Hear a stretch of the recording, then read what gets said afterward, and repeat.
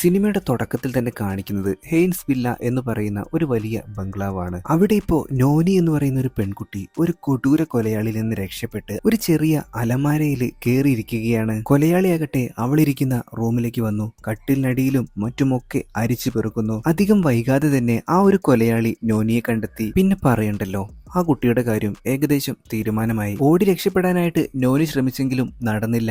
ഈ കൊലയാളി അവളെ പിന്തുടർന്നു വന്ന് വേട്ടയാടുകയാണ്. പിന്നെ എന്താ ഉണ്ടായെന്ന് ഞാൻ പറയണ്ടല്ലോ. പിന്നീട് കാണിക്കുന്നത് നല്ല കട്ട ചങ്ക് ഫ്രണ്ട്സുകളെയാണ്. ഈ ഇരിക്കുന്ന പെൺകുട്ടിയുടെ പേര് സാറ, തൊട്ടപ്പുറത്തിരിക്കുന്നത് നമ്മുടെ മിക്കോ, പിന്നെ ഫെർഡിയും ദിവോനും, ഒരാൾ കൂടെയുണ്ട് ലിയ. ഇവരെല്ലാവരും കൂടി ചേർന്നിട്ട് വെക്കേഷനൊക്കെ അടിച്ചു പൊളിക്കാനായിട്ട് ടെങ്കർവില്ല എന്ന് പറയുന്ന ഒരു ബംഗ്ലാവിലേക്ക് താമസിക്കാനായിട്ട് പോവുകയാണ്. ദിവോനാണ് ഈ ഒരു വീടൊക്കെ സെറ്റപ്പ് ആക്കി കൊടുക്കുന്നത്.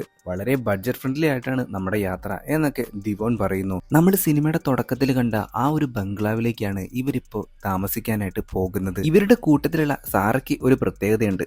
എന്ത് കാര്യം ഉണ്ടെങ്കിലും അവൾ ഇൻസ്റ്റഗ്രാമിൽ പോസ്റ്റ് ചെയ്യും. ഇപ്പോഴിതാ ടെങ്കർ വില്ലയിലേക്ക് പോകുന്ന കാര്യവും അവൾ പോസ്റ്റ് ഇട്ടിട്ടുണ്ട്. ഫെർദിയുടെ കാറിലാണ് ഇവരെല്ലാവരും കൂടി ചേർന്ന് യാത്ര തുടങ്ങുന്നത്. കാറിൽ കയറിയപ്പോൾ തന്നെ എല്ലാം കിടന്നുറങ്ങി. ഫെർദി മാത്രം ഒറ്റയ്ക്ക് കാർ ഇങ്ങനെ ഡ്രൈവ് ചെയ്ത് പോയിക്കൊണ്ടിരിക്കുകയാണ്. ഫെർദിയുടെ അടുത്തായിട്ട് തന്നെയാണ് നമ്മുടെ ലിയ ഇരിക്കുന്നത്. ലിയയോട് അവന് നല്ല രീതിയിലുള്ള ഇഷ്ടമുണ്ട്. രണ്ടുപേരും ഈ ഒരു ഇഷ്ടത്തെ പറ്റിയിട്ടൊക്കെ സംസാരിച്ചതാണ്. ഈ ഒരു ഇഷ്ടം കാരണം നമ്മുടെ ഫ്രണ്ട്ഷിപ്പ് ഇല്ലാതാവരുത് എന്നുള്ള നിർബന്ധം ലിയയ്ക്ക് ഉണ്ടായിരുന്നു. എന്ന് വെച്ച് ഇവനെ തള്ളി പറഞ്ഞിട്ടൊന്നുമില്ല. ഉണ്ടോന്ന് ചോദിച്ചാൽ ഉണ്ട്. പക്ഷെ രണ്ടുപേരും ഒരു ഗ്യാപ്പ് ഇട്ടിട്ടാണ് നിൽക്കുന്നത്. നമ്മുടെ മൂന്നാറും കഴിഞ്ഞ് വട്ടവടയ്ക്ക് പോകില്ലേ, അതേപോലുള്ള ഒരു ഭൂപ്രകൃതിയിലുള്ള ഒരു ഗ്രാമത്തിലേക്കാണ് ഇവരെത്തിച്ചേരുന്നത്. സ്ഥലം എത്താനായപ്പോഴേക്കും ഫെർദിയാകട്ടെ എല്ലാത്തിനെയും വിളിച്ചെഴുന്നേൽപ്പിച്ചു. ഈ ഗ്രാമത്തിലുള്ള ഒരു ചെറിയ തട്ടുകടയാണ് അടയാളമായിട്ട് ആ ഒരു സ്റ്റേയുടെ ആള് പറഞ്ഞിട്ടുണ്ടായിരുന്നത്. അവരങ്ങനെ അവിടെ വണ്ടി നിർത്തി. നോക്കുമ്പോൾ അവിടെ നൂഡിൽസും മറ്റൊക്കെ ഉണ്ടായിരുന്നു. കുറച്ച് ഭക്ഷണം കഴിച്ചിട്ട് എന്തായാലും പോകാമെന്ന് വിചാരിച്ചിട്ട് ഇവരവിടുത്തെ ചേച്ചിയോട് നൂഡിൽസും കാര്യങ്ങളൊക്കെ പറഞ്ഞു. ഡിവോൻ ആണെന്നുണ്ടെങ്കിൽ അവിടെ നിന്ന് കഴിക്കണേൽ അത്ര വലിയ താല്പര്യമൊന്നും ഉണ്ടായിരുന്നില്ല. ഇങ്ങനെ പോകുമ്പോൾ ചെറിയ ചെറിയ കടകളൊക്കെ കഴിച്ചാൽ നമുക്ക് ഫുഡ് പോയിസൺ മറ്റേ കിട്ടും എന്നൊക്കെയാണ് അവൻ പറയുന്നത്. പക്ഷെ വിശന്നപ്പോൾ അവൻ അതെടുത്ത് കഴിക്കുകയും ചെയ്തു. മക്കൾ എങ്ങോട്ടേക്കാ പോകുന്നേ, സ്റ്റേ കാര്യങ്ങളൊക്കെ നോക്കിയിട്ടുണ്ടോ? കടയിലെ ചേച്ചി ചോദിച്ചപ്പോൾ ഇവരാണെന്നുണ്ടെങ്കിൽ ടെങ്കർ വില്ലയിലാണ് ഞങ്ങൾ ഇന്ന് താമസിക്കുന്നത്. ഇത് കേട്ടതും ആ ഒരു കടക്കാരിയുടെ മുഖമാകെ മാറി. നല്ല പേടി നമുക്ക് ആ ഒരു മുഖത്ത് കാണാം. ഇവരങ്ങനെ ഭക്ഷണം കഴിച്ചുകൊണ്ടിരിക്കുമ്പോൾ തന്നെ മിസ്റ്റർ നാർത്തോ എന്ന് പറയുന്ന ആ ഒരു സ്റ്റേയുടെ ആള് അങ്ങോട്ടേക്ക് വന്നു. അധികം വൈകാതെ തന്നെ ടെങ്കർ വില്ലയിലേക്ക് അവരെ കൂട്ടിക്കൊണ്ടുപോവുകയും ചെയ്തു. ഒരു പ്രേതാലയം പോലെയുള്ള വില്ല. ഇത് കണ്ടപ്പോ തന്നെ നമ്മുടെ ലിയയ്ക്ക് നല്ല പേടിയാവുന്നുണ്ട്. ഈ സാറയാണെന്നുണ്ടെങ്കിൽ ഭയങ്കര ഹാപ്പിയാണ്. അവൾക്ക് ഇൻസ്റ്റയിൽ ഇടാനുള്ള കണ്ടന്റുകൾ കിട്ടിയാൽ മാത്രം മതി, അവൾ ഭയങ്കര ഹാപ്പിയാവും. ദിവാനപ്പോ ഈ മിസ്റ്റർ നാർത്തോട് ചോദിക്കുന്നുണ്ട്, ഈ ഫോട്ടോയിൽ കണ്ട വൃത്തിയും കാര്യങ്ങളൊന്നും ഈ ഒരു ബംഗ്ലാവിന് ഇപ്പൊ ഇല്ലല്ലോ. അത് സാർ ഇവിടെ റിനോവേഷനും കാര്യങ്ങളൊക്കെ നടന്നുകൊണ്ടിരിക്കുകയായിരുന്നു. അതിനിടയ്ക്കാണ് ഇപ്പൊ നമ്മൾ ഈ ഒരു സ്റ്റേയും കാര്യങ്ങളൊക്കെ അറേഞ്ച് ചെയ്തിട്ടുള്ളത്. അതുകൊണ്ട് നിങ്ങളിപ്പോ തൽക്കാലത്തേക്ക് ക്ഷമിക്കണം. എമൗണ്ടിൽ ചെറിയ വ്യത്യാസമൊക്കെ വരുത്തി തരാം എന്ന് പറഞ്ഞോട് കൂടിയിട്ട് ഇവരെല്ലാവരും അകത്തേക്ക് പോയി. പക്ഷെ അവിടെ പുറത്തുണ്ടായിരുന്ന ഒരു ഊഞ്ഞാലില് ഒരു സ്ത്രീ ഇങ്ങനെ ആടുന്നതും നമുക്ക് കാണാം. ഇവരെങ്ങനെ അകത്തേക്ക് കയറിയിട്ട് ആ ഒരു ബംഗ്ലാവ് മൊത്തം നടന്നു കാണാനായിട്ട് തുടങ്ങി. അവിടുത്തെ ചുമരിലായിട്ട് ഈ ഒരു ബംഗ്ലാവിന്റെ തന്നെ ഒരു ഫോട്ടോ ഉണ്ടായിരുന്നു. പക്ഷെ ടെങ്കർ വില്ല എന്നല്ല അതിൽ എഴുതിയിരിക്കുന്നത്, ഹെയ്ൻസ് വില്ല എന്നാണ്. അതിനെപ്പറ്റി മിസ്റ്റർ നാർത്തോയോട് ചോദിച്ചപ്പോൾ അയാൾ പറയുന്നുണ്ട്, കാലക്രമേണ ഈ ഒരു വില്ലയുടെ പേര് മാറ്റിയതാണ്. അടുക്കളയോട് ചേർന്നുള്ള സ്റ്റോർ റൂമിലേക്ക് ഒരിക്കലും നിങ്ങൾ പോകരുതെന്നും നാർത്തോ പറയുന്നു. എന്തെങ്കിലും ആവശ്യമുണ്ടെങ്കിൽ എന്നെ വിളിക്കാനായിട്ട് മടിക്കേണ്ട, ഈ ബംഗ്ലാവിന്റെ തൊട്ടുപുറകിലാണ് എന്റെ വീട് എന്നും പറഞ്ഞുകൊണ്ട് നാർത്തോ അവിടെ നിന്നും പോയി. മൂത്രമൊഴിക്കാനായിട്ട് മുട്ടിയിട്ടുണ്ടായിരുന്ന നമ്മുടെ മിക്കയാണെന്നുണ്ടെങ്കിൽ ബാത്റൂമിൽ പോകാനായിട്ട് നോക്കുമ്പോൾ അതിനുള്ളിൽ ഫെർദി കയറിയിരിക്കുകയാണ്. ഫെർദി ഇപ്പോഴൊന്നും ബാത്റൂമിൽ നിന്ന് ഇറങ്ങില്ല എന്ന് മനസ്സിലാക്കിയിട്ടുള്ള നമ്മുടെ മിക്കോയാകട്ടെ വീടിന്റെ പുറകുവശത്തേക്ക് പോയിട്ട് അവിടെ കാര്യം സാധിക്കാനായിട്ട് നോക്കുന്നു. ഈ സമയം ബാത്റൂമിൽ നിൽക്കുന്ന നമ്മുടെ ഫെർദിയുടെ തൊട്ടുപുറകില് ഒരു കൊടൂര പ്രേതം നിൽക്കുന്നതും നമുക്ക് കാണാം. പുറത്ത് മൂത്രമൊഴിച്ചുകൊണ്ടിരിക്കുന്ന നമ്മുടെ മിക്കോ ആണെന്നുണ്ടെങ്കിൽ പെട്ടെന്ന് ഒരു പെൺകുട്ടി അതിലെ ഇതിലേക്ക് ഓടി പോകുന്നത് കാണുകയാണ്. ഇവിടെ എന്തോ കുഴപ്പമുണ്ടല്ലോ, ആരാണ് ആ പെൺകുട്ടി എന്നൊക്കെയാണ് മിക്കോ ഇപ്പൊ മനസ്സിൽ പറയുന്നത്. മറുവശത്ത് ഫെർദിക്കാണെന്നുണ്ടെങ്കിൽ അവന്റെ കഴുത്തിലായിട്ട് ആരോ പിടിക്കുന്നത് പോലെ തൊടുന്നത് പോലെയൊക്കെ തോന്നുന്നുണ്ട്. അവൻ തിരിഞ്ഞു നോക്കുമ്പോൾ ആ ഒരു പ്രേതം അവിടെ ഇല്ലതാനും. പുറത്താണെന്നുണ്ടെങ്കിൽ മിക്കോ മൂത്രമൊഴിച്ചുകൊണ്ടിരിക്കുമ്പോൾ ഈ ഒരു പെൺകുട്ടിയാണെന്നുണ്ടെങ്കിൽ അവന്റെ കാലിൽ വന്ന് പിടിച്ചു വലിക്കുകയാണ്. പേടിച്ചരണ്ട മിക്കോ ആകട്ടെ അതിനെ തട്ടിക്കളഞ്ഞ് അവിടെ ഒന്നും ഓടി അകത്തേക്ക് കയറുന്നു. ഫെർദിയുടെ അടുത്തും ദിവോന്റെ അടുത്തും മാറി മാറി ഈ കാര്യം അവൻ പറഞ്ഞു. അപ്പൊ ദിവം പറയുന്നുണ്ട്, എടാ പൊട്ട, ഇതൊക്കെ നിനക്ക് തോന്നുന്നതാ, നീ അങ്ങനെ കാര്യമായിട്ടൊന്നും എടുക്കണ്ട. പെട്ടെന്നാണ് ഇവരുടെ തൊട്ടടുത്തിരിക്കുന്ന ആ ഒരു പിയാനോ തനിയെ പ്ലേ ആവുന്നത്. ഇത് കണ്ട മിക്കോ പറയുന്നുണ്ട്, കണ്ടോ കണ്ടോ, എന്തോ കുഴപ്പമുണ്ട്, നമുക്ക് വേറെ വല്ലയിടത്തും പോവാടാ. അതിന്റെ ഇടയിൽ നാർത്തോ അങ്ങോട്ടേക്ക് വന്നിട്ട് ഇവരുടെ കാര്യങ്ങളൊക്കെ തിരക്കുന്നുണ്ട്. ഭക്ഷണം എന്തായാലും ഞാൻ വൈകിട്ടേക്ക് എത്തിക്കാം എന്നും പറഞ്ഞിട്ട് നാർത്തോ അവിടെ നിന്നും പോയി. അപ്പോഴും ആ ഒരു പിയാനോ തനിയെ ശബ്ദിക്കുന്നതും കാണിക്കുന്നു. ഈ സമയം നമ്മുടെ ലിയ ആകട്ടെ അവൾ കൊണ്ടുവന്നിട്ടുണ്ടായിരുന്ന ഡ്രസ്സൊക്കെ തന്നെ അലമാര അലമാരയിൽ അടുക്കി പെറുക്കി വെച്ചുകൊണ്ടിരിക്കുകയാണ്. ഒരുപാട് വർഷങ്ങൾക്ക് മുമ്പ് നോനി എന്ന് പറയുന്ന ആ പെൺകുട്ടി എഴുതിയിട്ടുള്ള എഴുത്തുകളൊക്കെ ആ ഒരു അലമാരയിലുണ്ടായിരുന്നു. അതൊക്കെ നോക്കിക്കൊണ്ടിരിക്കുമ്പോഴാണ് പെട്ടെന്ന് ഒരു പ്രേതം വന്നിട്ട് ഇവളുടെ നേരെ അലർന്നത്. പേടിച്ചിരണ്ട ലിയ ആകട്ടെ ഇപ്പൊ പുറകോട്ട് വീണു പോവുകയാണ്. അതേ റൂമിൽ തന്നെയുള്ള ബാത്റൂമിലായിരുന്നു നമ്മുടെ സാറ ഉള്ളത്. കുളിക്കാനായിട്ട് നിൽക്കുമ്പോൾ ഷവറിന്റെ ഉള്ളിൽ നിന്നും എന്തൊരു ശബ്ദം കേൾക്കുന്നു. അവളത് കയ്യിലെടുത്ത് നോക്കുകയാണ്. തൊട്ടടുത്ത നിമിഷം തന്നെ ആ ഒരു ഷവറിന്റെ ഉള്ളിൽ നിന്നും ഒരുപാട് രക്തം ഇവളുടെ മേലേക്ക് ചീറ്റിക്കൊണ്ടിരിക്കുന്നു. അത് നിർത്താനായിട്ട് അവൾ ശ്രമിക്കുന്നുണ്ട്, പക്ഷേ കഴിയുന്നില്ല. സാറയുടെ കരച്ചിൽ കേട്ടിട്ട് അങ്ങോട്ടേക്ക് എല്ലാവരും ഓടിയെത്തുന്നു. എല്ലാം നിന്റെ തോന്നലായിരിക്കും, നിങ്ങൾ എല്ലാവരും റെഡിയാവ് എന്നാണ് ഇപ്പോൾ ഡിവോൺ പറയുന്നത്. അങ്ങനെ ഇവരെല്ലാവരും കൂടി ചേർന്നിട്ട് ഭക്ഷണം കഴിച്ചുകൊണ്ടിരിക്കുകയാണ്. ഈ വീട്ടിൽ എന്തൊക്കെയോ പ്രശ്നങ്ങളുണ്ട്, പ്രേതമുണ്ട് എന്നൊക്കെ മിക്കോ പറയുന്നു. ആ സമയത്ത് തന്നെ നമ്മുടെ ദിവോൺ പറയുന്നുണ്ട്, എല്ലാ വീട്ടിലും ഇങ്ങനെയൊക്കെ ഉണ്ടായിരിക്കും, ഓരോരോ ഗാർഡിയൻസും കാര്യങ്ങളൊക്കെ ഉണ്ടാവും, നമ്മൾ അവരെ ശല്യം ചെയ്യാതെ നമ്മുടെ വഴിക്ക് പോവുക, അതാണ് നമുക്ക് ചെയ്യാൻ പറ്റുക. പിന്നീട് ലിയെ സാറയാണെന്നുണ്ടെങ്കിൽ പുറത്തിരിക്കുകയായിരുന്നു. സാറ ഈ ഒരു വീട്ടിലേക്ക് എത്തിയപ്പോൾ തന്നെ ഇൻസ്റ്റാഗ്രാമിൽ ഈ ഒരു വീടിന്റെ ഫോട്ടോ ഒക്കെ ഇട്ടിട്ടുണ്ടായിരുന്നു. അതിനിടയിൽ ഒരുപാട് കമന്റ്സ് വരുന്നുണ്ട്, ഇത് പ്രേത വീടാണ്, അവിടെ നിൽക്കുന്നത് അത്ര പന്തിയല്ല എന്നൊക്കെ പറഞ്ഞിട്ട് ഒരുപാട് കമന്റ്സ്. നമുക്ക് മാത്രമല്ലടി, പുറത്തുനിന്നുള്ളവർക്കും ഈ കാര്യങ്ങളൊക്കെ ഇങ്ങനെയൊക്കെ തോന്നുന്നുണ്ട്. ചുരുക്കി പറഞ്ഞാൽ ആ ഒരു ബംഗ്ലാവിനകത്തേക്ക് പോവാൻ തന്നെ ഇവർക്ക് എല്ലാവർക്കും ഇപ്പൊ നല്ല പേടിയുണ്ട്. അങ്ങനെ രാത്രിയായി. ഈ ഒരു ബംഗ്ലാവിൽ ഇപ്പോൾ ഒരുപാട് പേര് ചേർന്ന് ഡാൻസ് ഒക്കെ കളിക്കുന്നുണ്ട്. സിനിമയുടെ തുടക്കത്തിൽ കണ്ട നമ്മുടെ നോനി എന്ന് പറയുന്ന പെൺകുട്ടി ഉണ്ടല്ലോ, അവളുടെ കുടുംബവും അവളും ഒക്കെ ഈ കൂട്ടത്തിലുണ്ട്. നട്ടപ്പാതിരാക്കി ഈ ഒരു പിയാനോ വായിക്കുന്നത് ആരാണ് എന്നും വിചാരിച്ച് വെറുതെ എഴുന്നേറ്റിട്ട് മിക്കോട് പറയാൻ നോക്കുന്നുണ്ട്. പക്ഷെ മിക്കോ എണീക്കുന്നില്ല. അവൻ അങ്ങനെ നടന്ന് ശബ്ദം കേട്ട, അതായത് ആ ഒരു പിയാനോ ഇരിക്കുന്ന സ്ഥലത്തേക്ക് എത്തി. അവിടെ നോക്കുമ്പോൾ ആരുമില്ല. ഇപ്പൊ ശബ്ദം കേൾക്കുന്നത് ആ ഒരു അടുക്കളയോട് ചേർന്നുള്ള സ്റ്റോർ റൂമിൽ നിന്നാണ്. അതിനുള്ളിലേക്ക് ഇവൻ പോകാനായിട്ട് നിൽക്കുമ്പോ തന്നെ അത് തടയാനായിട്ട് അങ്ങോട്ടേക്ക് ദിവോൺ വന്നു. നമ്മളായിട്ട് ഒരു കുഴപ്പത്തിനും പോണ്ട, ഇപ്പൊ അങ്ങോട്ടേക്ക് കയറണ്ട. അങ്ങനെ ഇവർ രണ്ടുപേരും പോയി കിടന്നുറങ്ങി. അടുത്ത ദിവസം രാവിലെ തന്നെ ബ്രേക്ക്ഫാസ്റ്റ് ഒക്കെ കഴിക്കുന്നു. സാധാരണ പോലെ തന്നെ എല്ലാവരും കളിയും ചിരിയും ഒക്കെ ഉണ്ട്. പക്ഷെ വെള്ളമില്ല. വെള്ളം മുക്കാനായിട്ട് ഇപ്പൊ നമ്മുടെ മിക്കോ ആണ് പോകുന്നത്. കിണറ്റിൽ നിന്ന് വെള്ളം മുക്കിക്കൊണ്ടിരിക്കുമ്പോൾ അവിടെ തുണികൾക്കിടയിലായിട്ട് നിന്നുകൊണ്ട് ഒരു പെൺകുട്ടി ഡാൻസ് കളിക്കുന്നു. ആരാണ് ഈ രാവിലെ തന്നെ ഡാൻസ് കളിക്കുന്നത് എന്നും പറഞ്ഞുകൊണ്ട് അവൻ അടുത്തേക്ക് ചെന്നു. അതും ഒരു പ്രേതമായിരുന്നു. ഇവന് നേരെ ആക്രോശിച്ചുകൊണ്ട് അതിങ്ങനെ ചാടി വീഴുന്നുണ്ട്. പാവം നമ്മുടെ മിക്കോ പേടിച്ചരണ്ട് അവിടെ നിന്ന് എങ്ങനെയൊക്കെയോ ഓടി രക്ഷപ്പെടുകയാണ്. പക്ഷെ ഈ പ്രേതം വിടുന്ന ലക്ഷണമില്ല. അങ്ങനെ ഇവൻ ഓടി ചെന്നെത്തുന്നത് ഈ ഒരു വീടിന് പുറകുവശത്ത് തന്നെയുള്ള മരങ്ങൾക്കിടയിലേക്കാണ്. അവിടെ അവൻ എവിടെ നോക്കിയിട്ടുണ്ടെങ്കിലും ഒരുപാട് ശവക്കല്ലറകളാണ് കാണാൻ സാധിക്കുന്നത്. മിക്കോയുടെ നിലവിളി കേട്ടിട്ട് ബാക്കിയുള്ളവരും അങ്ങോട്ടേക്ക് ഓടിയെത്തി. ഇവിടെ എന്തൊക്കെയോ പ്രശ്നങ്ങളുണ്ടെന്ന് മനസ്സിലാക്കിയിട്ടുള്ള ഇവരാകട്ടെ മിസ്റ്റർ നാർത്തോയുടെ വീട്ടിലേക്ക് എത്തിയിരിക്കുകയാണ്. അകത്തേക്ക് കയറിയപ്പോൾ തന്നെ ഫെർദിക്ക് മൂക്കിൽ നിന്ന് രക്തം വരാൻ തുടങ്ങി. അതുപോലെ തന്നെ തലവേദനയും എടുക്കുന്നു. അങ്ങനെ ഇവർ അകത്തേക്ക് കയറി. നാർത്തോയ്ക്ക് പകരം അവിടെ ഉണ്ടായിരുന്നത് മിസ്റ്റർ ടാർജോ എന്ന് പറയുന്ന ഒരാളായിരുന്നു. നാർത്തോ ടൗണിലേക്ക് പോയിരിക്കുകയാണെന്ന് അയാൾ പറയുന്നു. ഈ വീടിനെ പറ്റിയിട്ട് അവർ ചോദിച്ചപ്പോൾ മിസ്റ്റർ ടാർജോ ആ ഒരു കഥ പറയുന്നു. ഏകദേശം 70 വർഷം മുമ്പ് ഹെയ്ൻസ് എന്ന് പറയുന്ന ഒരു ഡച്ച് ക്യാപ്റ്റനാണ് ഈ ഒരു വില്ല പണിതത് അദ്ദേഹത്തിന്റെ കുടുംബത്തിന് താമസിക്കാനായിട്ട്. പക്ഷെ ഒരു ദിവസം 3 പണിക്കാര് ഈ ക്യാപ്റ്റനുമായിട്ട് വഴക്കിട്ട് അവിടെ നിന്നും ഇറങ്ങിപ്പോകുന്നു. മാത്രമല്ല എല്ലാവരെയും കൊന്നുകളയുമെന്നും അവര് ഭീഷണിപ്പെടുത്തുന്നുണ്ടായിരുന്നു. ഒരു ദിവസം രാത്രി ആ 3 പണിക്കാർ തിരികെ എത്തിയിട്ട് ആ ഒരു കുടുംബത്തെ ഒന്നടങ്കം വേട്ടയാടി തീർത്തു കളഞ്ഞു. പിന്നെ വർഷങ്ങൾ കഴിഞ്ഞപ്പോൾ ഈ ഒരു വീടിന്റെ മെയിൻ്റനൻസും കാര്യങ്ങളൊന്നും നടക്കാതെ വന്നപ്പോഴാണ് ഇത് റെന്റിന് കൊടുക്കാനായിട്ട് തീരുമാനിച്ചത്. ആ സംഭവത്തിന് ശേഷം ഇപ്പോ ആദ്യത്തെ താമസക്കാര് നിങ്ങളാണ്. ഇതും കൂടി കേട്ടപ്പോൾ ഇവർക്ക് നല്ല പേടിയായി. അങ്ങനെ വണ്ടിയും എടുത്ത് ഇവർ തിരികെ പോകാനായിട്ട് തീരുമാനിക്കുന്നു. പക്ഷേ കാറ് സ്റ്റാർട്ട് ആവുന്നില്ല. എന്റെ ഒരു പന്നക്കാർ എന്നും പറഞ്ഞുകൊണ്ട് മിക്ക വണ്ടിക്കിട്ടൊരു ചവിട്ട്.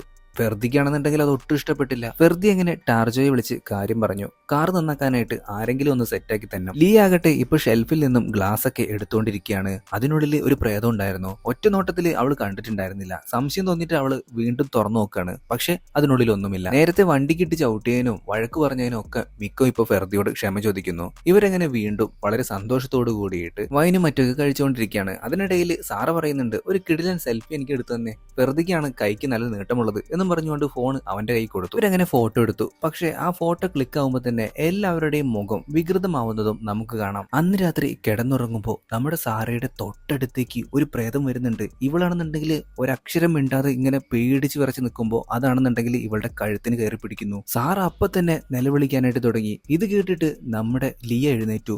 ലിയ ആണെന്നുണ്ടെങ്കിൽ എന്താടി നിനക്ക് പ്രാന്തായോ എന്നൊക്കെ ചോദിക്കുകയാണ്. ഇതേസമയം മറുവശത്ത് നമ്മുടെ ദിവോൺ ആകട്ടെ അവന്റെ ക്യാമറയിൽ എടുത്ത ഫൂട്ടേജുകളൊക്കെ പരിശോധിക്കുമ്പോൾ അതിലൊരു ഫോട്ടോ ഡിലീറ്റ് ചെയ്തിട്ട് നിൽക്കുന്ന ആ സമയത്ത് തന്നെ അവന്റെ ഫ്രണ്ടിലായിട്ട് ക്യാമറയിൽ ഒരു പ്രേതം നിൽക്കുന്നത് അവൻ കാണുന്നുണ്ട്.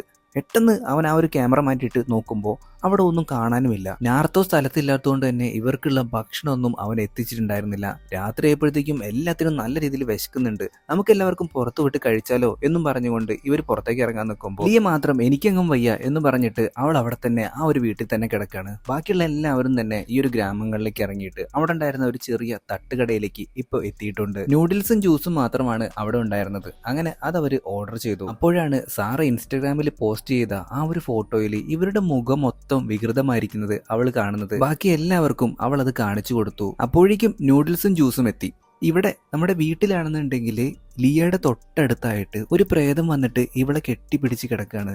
ആദ്യം ലിയ വിചാരിച്ചത് സാറായിരിക്കും എന്നാണ്, പക്ഷെ സാറ പുറത്തേക്ക് പോയതാണല്ലോ. പിന്നീടാണ് അവൾക്കത് ഓർമ്മ വന്നത്. എഴുന്നേറ്റ് നോക്കുമ്പോൾ ആ ഒരു പ്രേതത്തെ അവിടെ എങ്ങും കാണാനുമില്ല. മുറിക്ക് പുറത്തേക്ക് ഇറങ്ങിയപ്പോൾ ദേ സാറയും ദിവോനാണെന്നുണ്ടെങ്കിൽ നേരെ പോകുന്നത് ആ ഒരു അടുക്കളയുടെ തൊട്ടടുത്തുള്ള സ്റ്റോർ റൂമിലേക്കാണ്. ഇവളും അവരുടെ പിന്നാലെ പോകുന്നു. അത് ശരിക്കും ദിവോനും സാറയും അല്ലായിരുന്നു. അപ്പോഴേക്കും എല്ലാവരും തിരികെ വീട്ടിലേക്ക് എത്തി. നടന്ന കാര്യമെല്ലാം ലിയ സാറയോട് പറഞ്ഞു. ഇപ്പൊ സമയം പുലർച്ചെ 3 മണിയാണ്. ഇവരെല്ലാവരും കൂടി ചേർന്ന് സൺറൈസ് കാണാനായിട്ട് പോവുകയാണ്. നമ്മൾ മൂന്നാറൊക്കെ പോയിട്ടുണ്ടെങ്കിൽ കൊളുക്കുമലയിലല്ലേ കാണാൻ പോവാ, അതേപോലുള്ള ഒരു സ്ഥലത്താണ് ഇവരിപ്പോ പോകാനായിട്ട് നിൽക്കുന്നത്. അതിനായിട്ട് നാർത്തോ തന്നെ ഒരു വണ്ടിയൊക്കെ ഇവർക്ക് അറേഞ്ച് ചെയ്ത് കൊടുത്തിട്ടുണ്ടായിരുന്നു. വീട്ടിൽ എത്രയൊക്കെ വലിയ പ്രശ്നങ്ങളൊക്കെ നടക്കുന്നുണ്ടെങ്കിലും അതെല്ലാം മറന്നുകൊണ്ട് വളരെ സന്തോഷത്തോട് കൂടിയിട്ട് സൺറൈസ് കാണാനായിട്ട് ആ ഒരു വ്യൂ പോയിന്റിലേക്ക് എത്തി. സീസൺ അല്ലാത്തതുകൊണ്ട് തന്നെ അവിടെ ആരുടെയും ശല്യം ഒന്നും ഉണ്ടായിരുന്നില്ല, ഇവര് മാത്രമേ ഉണ്ടായിരുന്നുള്ളൂ. അങ്ങനെ നല്ല അടിപൊളിയായിട്ട് ആ ഒരു സൂര്യോദയം കാര്യങ്ങളൊക്കെ അവർ കണ്ടു. അവിടെയൊന്നും ഒരു സെൽഫി എടുക്കാനായിട്ട് ഇവർ മറന്നില്ല. ഈ സമയത്ത് നമ്മുടെ ലിയയും ഫെർദിയും തമ്മിലുള്ള റിലേഷൻഷിപ്പ് ഒക്കെ നല്ല രീതിയിൽ ബലപ്പെടുന്നു. രണ്ടുപേരും അങ്ങോട്ടും ഇങ്ങോട്ടും അവരുടെ ഇഷ്ടം തുറന്നു പറയുകയും ഇനി എന്തായാലും ഒരുമിച്ച് ജീവിക്കാമെന്നും തീരുമാനിക്കുന്നു. ഈ ഒരു സൺറൈസോട് കൂടിയിട്ട് ഇവരുടെ അഡ്വഞ്ചർ ആക്ടിവിറ്റീസ് ഒന്നും തീരുന്നില്ല കേട്ടോ. അതിനുശേഷം ഒരു ട്രക്കിങ്ങും അതുപോലെ തന്നെ പലതരത്തിലുള്ള ആക്ടിവിറ്റികളുമായിട്ട് അവർ നല്ല അടിച്ചു പൊളിച്ചുകൊണ്ടിരിക്കുകയാണ്. ഇപ്പൊ ഒരു വെള്ളച്ചാട്ടത്തിന്റെ അടുത്തേക്കാണ് ഇവർ വന്നിരിക്കുന്നത്. അവിടെ വെച്ച് ഇവരെല്ലാവരും ഒരു പ്രതിജ്ഞ എടുക്കുന്നു.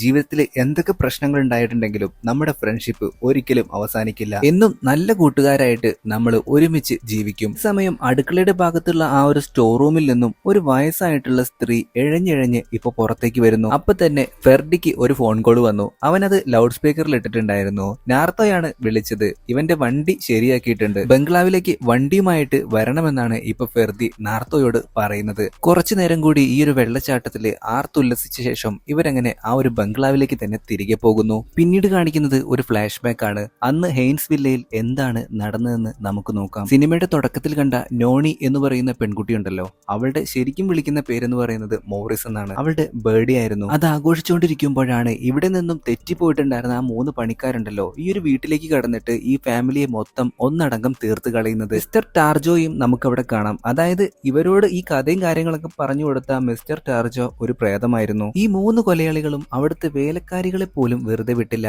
അവരെയും തീർത്ത് കളഞ്ഞു. ശേഷം ഇപ്പോ വയസ്സായ സ്ത്രീയാകട്ടെ പിയാനോ വായിക്കുകയാണ്. അപ്പോഴേക്കും നമ്മുടെ പിള്ളേർ സംഘം ഈ ഒരു വീട്ടിലേക്ക് എത്തി. ഉടൻ തന്നെ ഈ ഒരു വയസ്സായ സ്ത്രീ അവിടെ നിന്നും നടന്നു പോകുന്നു.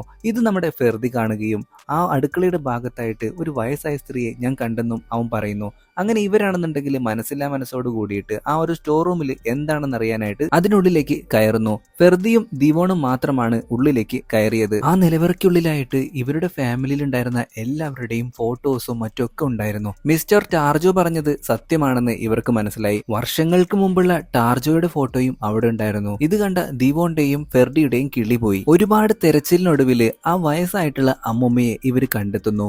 അവരാരാണെന്ന് ഇവർക്കറിയില്ല. ആ ഒരു അമ്മാമ്മയെ ഇവര് പിടിച്ചുകൊണ്ടുവന്ന് ആ ഒരു സോഫയിലിരുത്തിയിട്ട് നിങ്ങൾ ആരാണ് എന്താണ് എന്നൊക്കെ ചോദിക്കുന്നുണ്ടെങ്കിലും അവര് ഒരക്ഷരം പോലും മിണ്ടുന്നില്ല. വളരെ ദയനീയമായിട്ടുള്ള ഒരവസ്ഥയായിരുന്നു അവരുടെ മുഖത്ത് നമുക്ക് കാണാൻ കഴിയുന്നത്. വീണ്ടും ഒരു ഫ്ലാഷ് ബാക്ക് കാണിക്കുകയാണ്. അന്ന് രാത്രി ഈ 3 കൊലയാളികളും കൂടി ചേർന്നിട്ട് ആ ഒരു കുടുംബത്തെ മൊത്തം ഇല്ലാതാക്കിയിട്ടുണ്ടായിരുന്നു. പക്ഷേ ഒരാൾ മാത്രം ജീവിച്ചു. അത് മറ്റാരുമല്ല, സിനിമയുടെ തുടക്കത്തിൽ കാണിച്ചിട്ടുണ്ടായിരുന്ന ആ പെൺകുട്ടിയില്ലേ നോണി എന്ന് പറയുന്ന അവളായിരുന്നു. അങ്ങോട്ടേക്ക് വന്നിട്ടുണ്ടായിരുന്ന നാട്ടുകാർ ചിലര് അവളെ ഹോസ്പിറ്റലിലാക്കി. ഇനി ആകെ അവൾക്കുള്ള ബന്ധുക്കള് സിംഗപ്പൂരിൽ മാത്രമാണ്. അവരാണെന്നുണ്ടെങ്കിൽ ഇപ്പൊ ഇങ്ങോട്ടേക്ക് വരും എന്നൊക്കെ ഡോക്ടർ നഴ്സിനോട് പറയുന്നത് ഈ ഒരു പെൺകുട്ടി അതായത് നോണി കേൾക്കുന്നുണ്ട്. അവൾ ഉടൻ തന്നെ ഈ ഒരു ഹോസ്പിറ്റലിൽ നിന്നും ആരും അറിയാതെ ചാടി പോവുകയാണ്. എങ്ങോട്ടാണെന്ന് ചോദിച്ചാൽ അവളുടെ ബംഗ്ലാവിലേക്ക്. അവിടെ ചെന്നപ്പോൾ അതിന്റെ ഗേറ്റൊക്കെ പൂട്ടിയിട്ടിരിക്കുകയായിരുന്നു. അവൾ അവിടെ കിടന്ന് കരയാനായിട്ട് ആരംഭിച്ചു. ഉടൻ തന്നെ അവളുടെ മരിച്ചു പോയിട്ടുള്ള അച്ഛനും അമ്മയും എല്ലാ കുടുംബക്കാരും അങ്ങോട്ടേക്ക് പ്രേതങ്ങളായി വന്നിട്ട് ആ ഒരു ഗേറ്റ് തുറന്നു കൊടുക്കുന്നു. ഇത്രയും നാളും ആരും അറിയാതെ നോണി അവിടെ ജീവിക്കുകയായിരുന്നു. ആ ഒരു നോണി തന്നെയാണ് ഈ ഒരു അമ്മൂമ്മയും. ഇവിടെ പിള്ളേർ സംഘം കാണുന്നുണ്ടെങ്കിൽ ഈ ഒരു അമ്മൂമ്മയും അവിടെ നിന്ന് രക്ഷപ്പെടുത്തി എങ്ങനെയും കൊണ്ടുപോകണം എന്നൊക്കെ വിചാരിച്ചിരിക്കുമ്പോൾ അങ്ങോട്ടേക്ക് എല്ലാ പ്രേതങ്ങളും, അതായത് നോണിയുടെ കുടുംബക്കാരെ മൊത്തം പ്രേതങ്ങളായി വന്നിട്ട് ഇവരെ ഉപദ്രവിക്കുകയാണ്. ഈ പ്രേതങ്ങളെ ഇവർ എതിർക്കാനായിട്ട് ശ്രമിച്ചപ്പോൾ തന്നെ നമ്മുടെ ഫെർദിയെയും കൊണ്ട് എല്ലാ പ്രേതങ്ങളും അവിടെ നിന്ന് പോകുന്നു. ഈ ഒരു അമ്മാമ്മയും അവർ കൊണ്ടുപോകാനായിട്ട് മറന്നില്ല. ഇവരാകെ വിഷമിച്ചിരിക്കുന്ന ആ ഒരു സമയത്ത് തന്നെ ഫെർദിയെ ആ ഒരു പ്രേതങ്ങൾ ഒന്നും ചെയ്യാതെ തിരികെ വിടുന്നു. അങ്ങനെ ജീവനും കൊണ്ട് എല്ലാവരും കൂടി അവിടെ നിന്നും രക്ഷപ്പെട്ട് ഇപ്പൊ കാറിൽ പോയിക്കൊണ്ടിരിക്കുകയാണ്. പക്ഷേ ഒരു ട്വിസ്റ്റ് ഉണ്ട്. ഈ ഒരു ഫെർദിയുടെ മുഖത്ത് നമുക്ക് നോക്കുമ്പോൾ അത് ശരിക്കും ഫെർദി അല്ല, ആ ഒരു മരിച്ചു പോയിട്ടുള്ള നമ്മുടെ നോണിയുടെ അച്ഛനായിട്ടുള്ള ഹെയ്ൻസിനെ പോലെ ഒരു ചായയില്ലേ, അവന്റെ മുഖം ഒന്ന് മാറുന്നത് കണ്ടോ? ഇങ്ങനെ ഒരു സീനും കാണിച്ചുകൊണ്ടാണ് നമ്മുടെ ഇന്നത്തെ സിനിമ അവസാനിക്കുന്നത്.